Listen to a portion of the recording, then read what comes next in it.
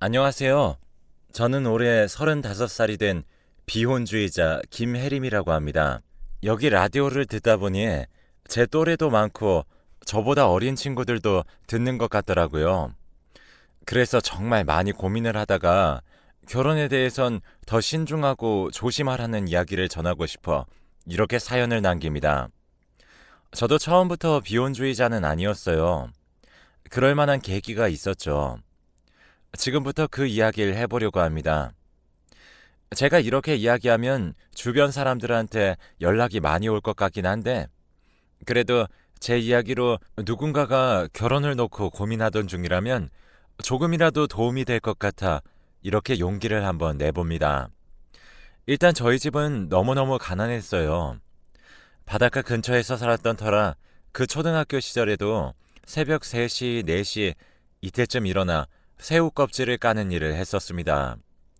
그래서 그런지 지금 이 나이 먹도록 새우 근처에는 손도 안 갑니다.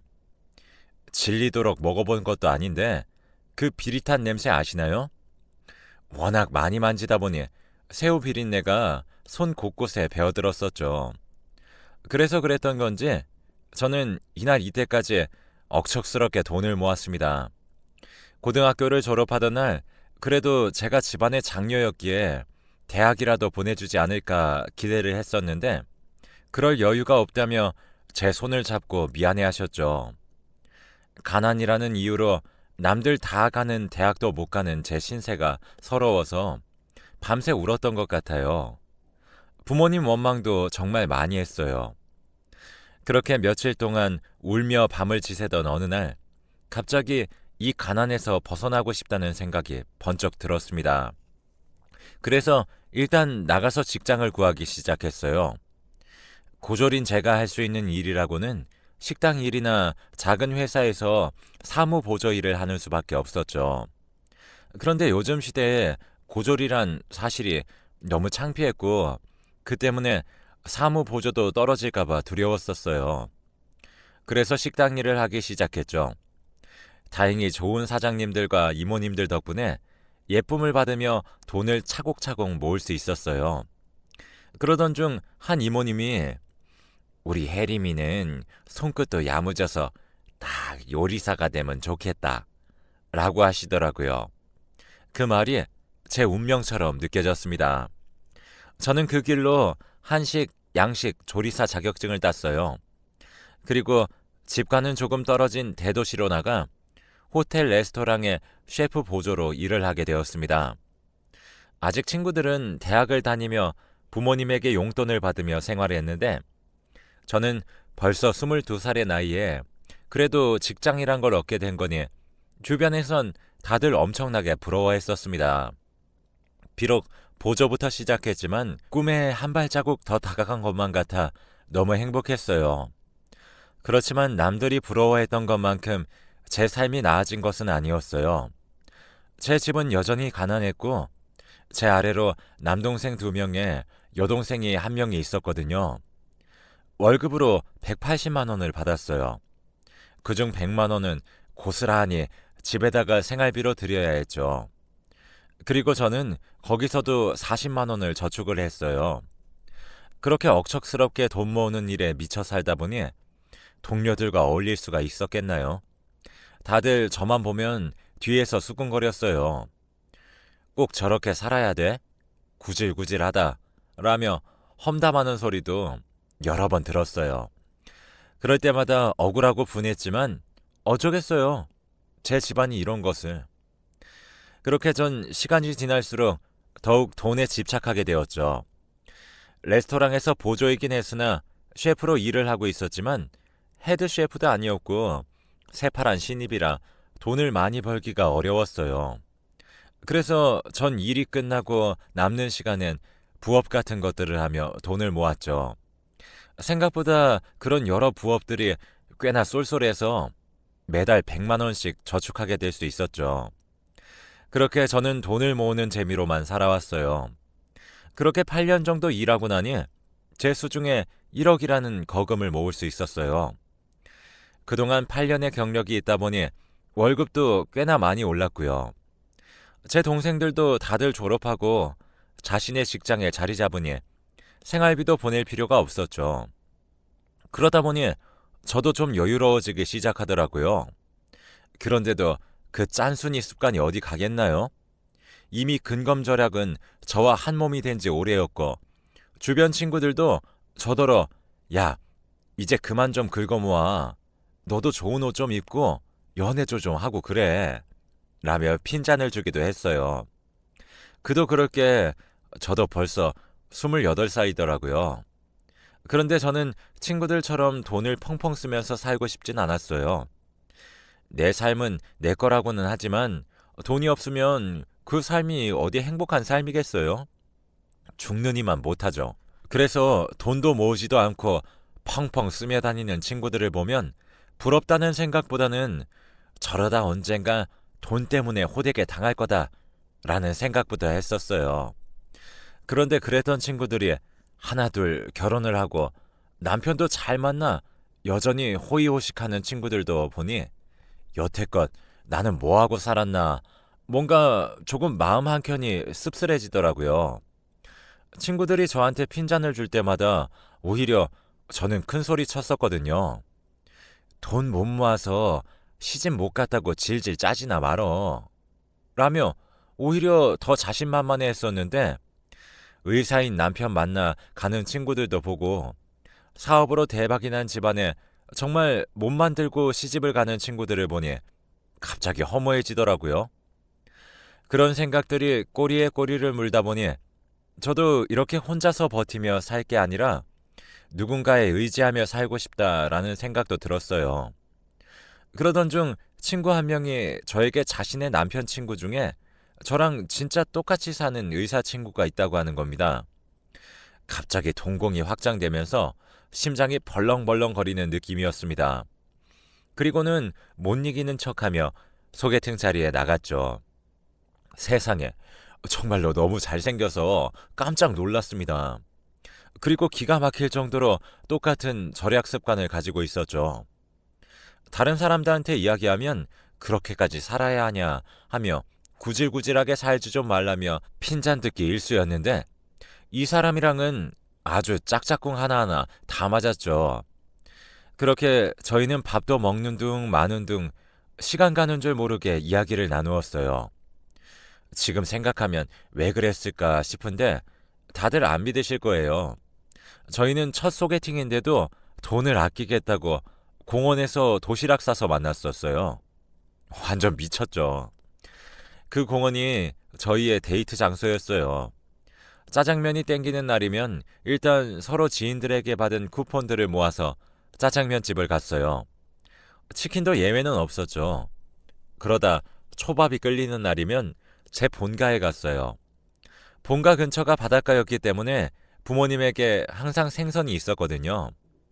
그러면 어김없이 냉동고를 뒤져 횟감이 될 만한 것들을 들고 바로 제가 살고 있는 투룸으로 가져가서 회쳐서 밥에 올려 초장을 찍어 먹었어요. 저는 남자친구도 이때까지만 해도 남자친구가 저에게 의도적으로 접근했었던 사실을 꿈에도 몰랐죠. 어쨌거나 그 당시에는 이런 남자가 내 남자라니 행복에 겨워 하루하루 행복을 만끽하며 살았어요. 그렇게 저희는 아끼고 아끼며 데이트를 했었고 1년이 되던 어느 날 남자친구의 청혼으로 결혼을 하게 되었습니다. 저희는 결혼식 하는 돈도 아까워 바로 같이 살게 되었어요. 그리고 다들 저에게 결혼 반지에 대해 물어보던데 저한테 결혼 반지는 그냥 동그란 금빛 나는 쇠덩어리랑 똑같아 보였고 그런 것도 상술이라 생각하며 살아왔던지라 결혼 반지를 맞추진 않았죠. 그리고 혼인신고는 남편이 정리할 재산 문제가 있어서 일단 천천히 하자고 했었고 저도 여태 모은 것들을 좀 정리할 시간이 필요하기도 해서 일단 남자친구가 살던 아파트로 들어가게 되었었어요. 근데 세상에 그렇게 저에게 현대판 자린고비라고 자랑하더니 글쎄 남자친구의 아파트는 50평은 넘어 보이는 거의 호화 저택 같은 아파트였어요. 그동안은 남자친구도 저 같은 투룸에서나 살겠거니 했었고 무슨 이유에선지 절대 저를 집으로 초대해주질 않아서 서운하던 차였는데 입이 떡 벌어지더라고요. 무슨 드라마 세트장 같은 집이었습니다. 저는 너무 놀라 어떻게 된 거냐고 물으니 사실 자기의 돈만 보고 여자들이 접근해대는 통에 지긋지긋해서 자린고비인 척을 했던 거였다고 하더라고요. 정말 자신만 봐주는 여자가 나타나면 행복하게 살려고 억척스럽게 돈을 모았고 이 집을 사게 된 거라고 하더군요. 그런데 신혼집을 들어와서 보니 이상한 점이 한두 군데가 아니었습니다. 뭐랄까요? 둘이 사는 집이라기엔 여러 사람이 같이 사는 듯한 느낌이 든다고 해야 할까요? 집안의 물건들이 수시로 위치가 바뀌기도 했고, 없던 물건이 생기기도 하고, 있었던 물건이 없어지기도 하고, 그리고 가끔 퇴근 후 집에 들어오면 뭔지 모르게 집이 올 때마다 낯설게 느껴지는 이질감 같은 느낌이 들었어요. 그러던 어느 날 퇴근하고 들어오는 남편은 한숨을 너무 깊게 쉬더라고요. 무슨 일이냐, 왜 그러냐 물어봤더니 지금 병원을 전세로 운영하고 있었는데 주인 부부가 오더니 말도 안 되는 금액을 부르며 전세금을 올려달라고 했다더군요. 그래서 어느 정도 불렀냐니까 2억을 더 불렀다고 하더라고요. 마침 제가 이때까지 모은 액수가 딱 2억이었습니다. 저는 기가 막혀서 요새 누가 그렇게 전세를 올리냐니까 자신이 있는 곳이 재개발이 된다는 소문이 심상치 않게 돌고 있는데 그래서 그런 것 같다며 미치겠다며 우는 소리를 하더라고요.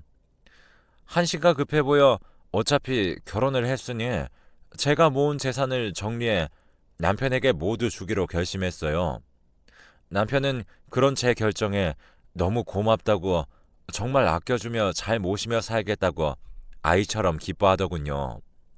그런데 남편이 이왕 전세금도 올려서 드려야 되는데 이왕 이렇게 된 거 정말 뼈 빠지게 고생 한번 해보겠다고 열심히 돈을 벌어보겠다고 하더라고요. 그래서 주말마다 공부를 해야 될 것 같다고 했어요. 전 당연히 신혼을 즐기는 시기니까 알콩달콩 보낼 수 있겠다 했는데 남편은 공부하는데 제가 있으면 집중이 너무 되지 않는다고 말을 하며 친정으로 보내더라고요. 너무 서운했지만 뭐 어쩔 도리가 있나요. 남편의 미래를 위한 것이니 전 군말 없이 친정으로 갔어요. 그렇게 우리는 결혼 생활을 시작했습니다. 그런데 어느 주말 친정에 와서 곰곰이 생각을 했어요. 그런데 이상해도 너무 이상했어요. 시간이 지날수록 남편에게 수상한 점이 너무 많이 생긴 거였어요.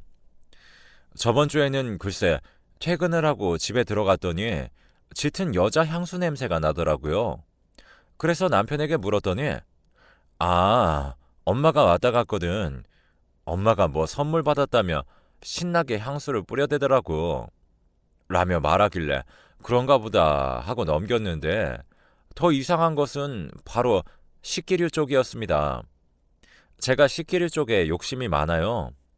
디자이너들이 만드는 식기류도 자주 아이쇼핑하고 그랬었거든요. 근데 제가 너무 좋아하지만 비싸서 장바구니에 담아두기만 했던 접시가 있었는데 그게 저희 집 찬장에 있는 게 아니겠어요. 원래 남자들은 식기류에 관심이 없어서 바뀐 것도 모르잖아요. 제 남편이 그런 사람이었는데 100만 원짜리나 되는 이 플레이팅 접시를 샀을 리가 없다고 생각했죠. 기가 차더라고요. 이놈이 그 사이 바람이 났나 여기까지 생각이 미쳤고 이때부터 수상한 낌새는 의심으로 의심은 거의 확신으로 변했어요. 전 곧바로 요즘엔 세상이 좋아져서 화재 경보기 모양을 한 CCTV를 팔거든요. 그걸 사서 천장 곳곳에 설치했고 기다리고 기다리던 주말이 돌아왔습니다. 한참 푹 늘어지게 자고 시계를 보니 오전 11시를 향해 가고 있었고 핸드폰을 켜서 영상을 확인한 순간 전 까무러치게 놀랐습니다. 제 예상대로 여자가 있긴 했어요. 그런데 상상하지도 못했던 일도 같이 일어나고 있었습니다. 하나도 아니고 세상에나 3명의 여자들과 만나고 있더군요. 시간마다 여자가 다른데 너무 끔찍했습니다. 한 명도 아니고 3명이라니요. 반반하게 생긴 얼굴 믿고 세상을 여태 이렇게 살았나 싶더군요. 그날은 손이 너무 벌벌 떨려 운전을 할 수가 없겠더라고요. 그래서 일요일 아침 비장한 마음으로 집으로 갔습니다. 그런데 혹시나 하고 몰래 카메라를 켜보니 이번엔 뉴페이스의 여성이 보이는 게 아니겠어요. 와, 네 번째 여자? 이제는 기가 차서 웃음도 안 나오더라고요. 그런데 남편이 이 여자에겐 아주 쩔쩔매더라고요. 별로 많은 대화를 주고받지 않은 상황이었는데도 뭔가 그런 느낌이 들었어요. 전 계획을 바꿔 여자가 나오길 기다렸어요. 그리고 떠나는 여자를 잡아 대화를 요청했죠. 이 여자분과 이야기를 하고 나니 남편의 실체는 상상 그 이상이었습니다. 이 여자분과 저희 남편은 서울 쪽 의대 동기였었는데 그때 당시 남편은 정말 유명했다고 합니다. 카사노바도 그런 카사노바가 없었다고 해요. 잘생긴 얼굴 하나 믿고 여자들을 함부로 대하고 쉽게 만나고 다니는 유명한 사람이라고 했죠. 그러다가 대학 시절에 김나희라고 얼굴은 못생겼지만 돈이 많은 여자가 하나 있었다고 해요. 남편은 그 여자에게 진심인 척 다가가 돈을 뜯어냈고 그 일을 자랑스럽게 학교 전체에 퍼뜨리고 다녔다고 했습니다. 그 일이 소문나게 되면서 그 여자는 소리 소문 없이 사라졌다고 하더군요. 그렇게 학교에는 나이가 철수 때문에 극단적인 선택을 했네 어쩌네 하며 나쁜 놈이 되었고 그 뒤로는 조용히 대학을 졸업하고 난 뒤에 어디 지방으로 갔다는 소문만 있었다고 했어요. 그러면서 그 여자분이 말하길 그 얼굴도 못생기고 돈이 많은 여자가 자기라고 하더라고요. 얼굴을 다 뜯어고치고 과거의 복수를 위해 철수 씨를 찾고 찾아 복수하려고 나타났다고 하더라고요. 물론 이름도 지민이라고 속여가며 말이죠. 그렇지만 아직까지도 그 버릇을 못 고치고 이렇게까지 한결같은 개짓거리를 하고 다닐지는 상상도 못했다고 하더군요. 그러면서 나이 씨는 저에게 이 복수가 후회된다고 말했어요.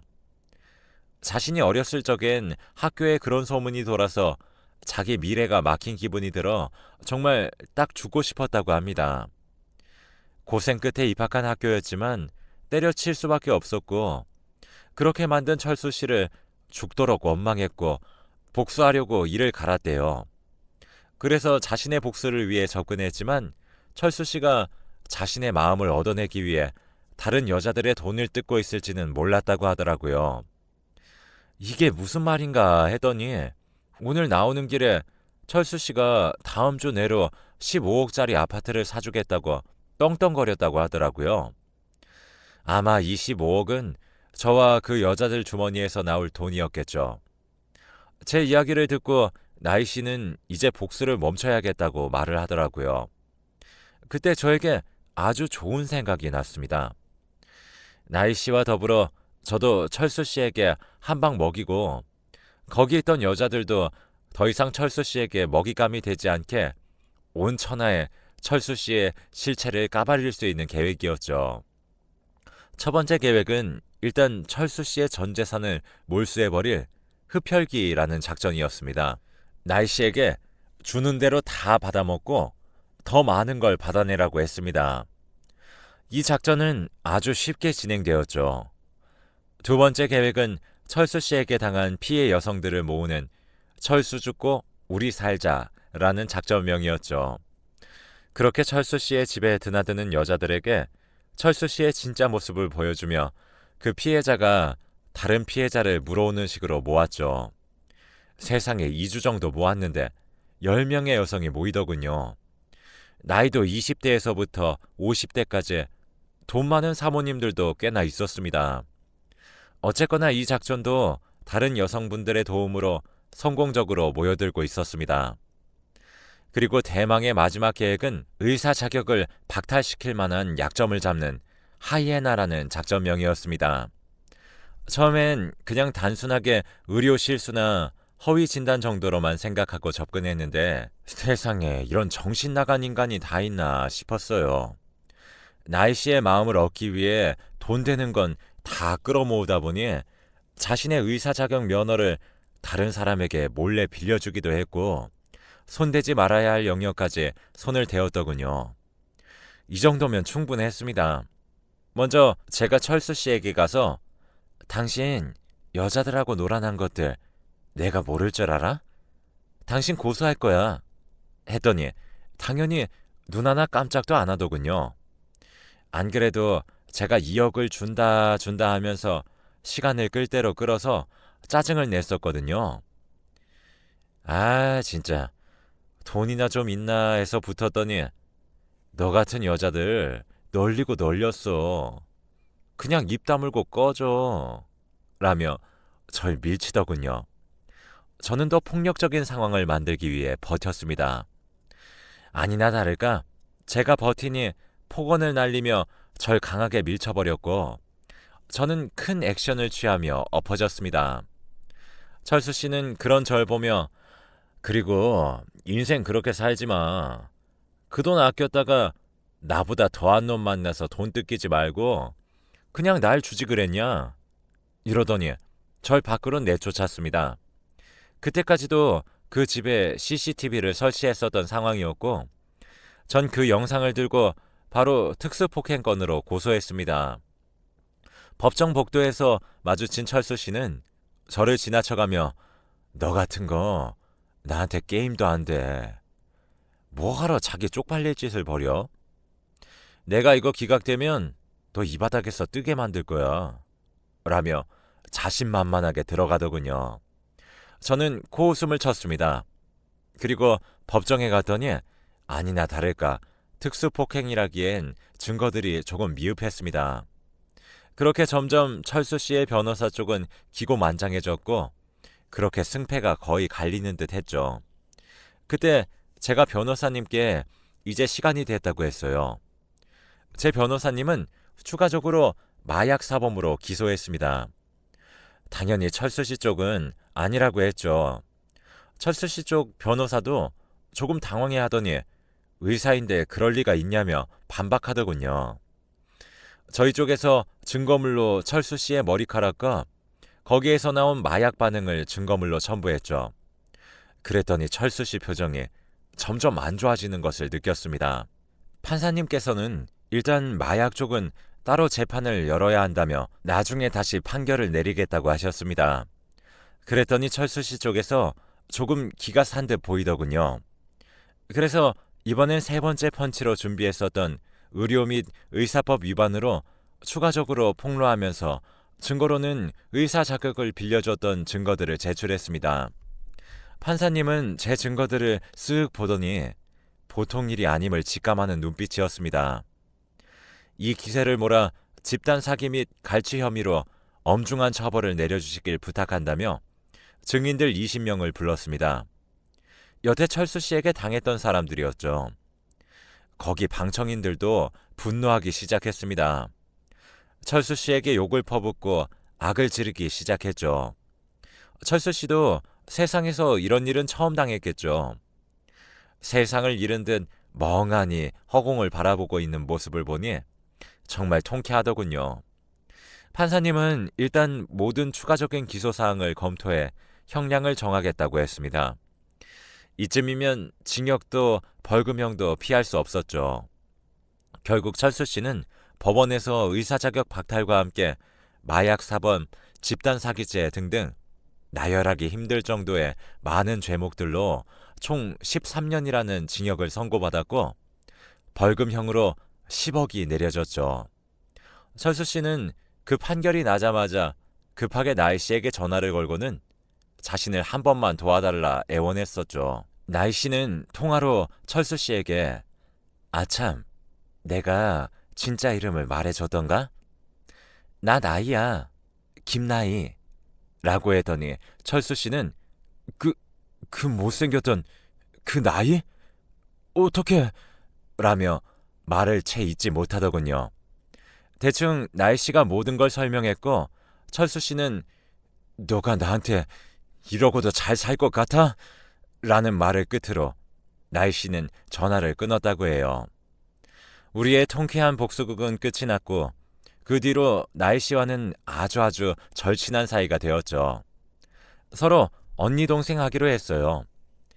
그동안 나이 언니 쪽으로 빼돌렸던 그놈의 재산들은 처분한 뒤 피해자들에게 다 나누어 주었어요. 나머지 금액 또한 사회에 환원했죠. 조금 돈 욕심이 날 뻔했지만 어차피 제 돈도 아니었으니 욕심내진 않았습니다.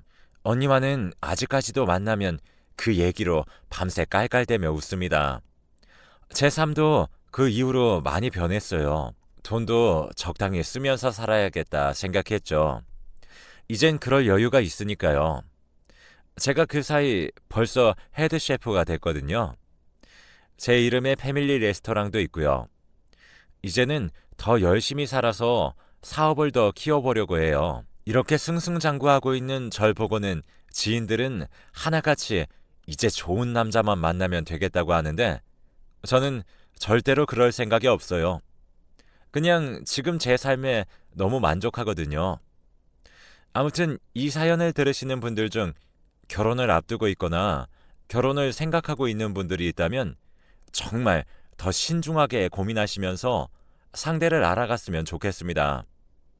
저처럼 너무 한 면만 바라보고 결정하지 말고 주변에 여러 사람들의 말도 들어보면서 저 같은 실수를 반복하지 않길 바랄게요. 꼭 행복한 결혼 생활, 연애 생활 하시길 바랄게요.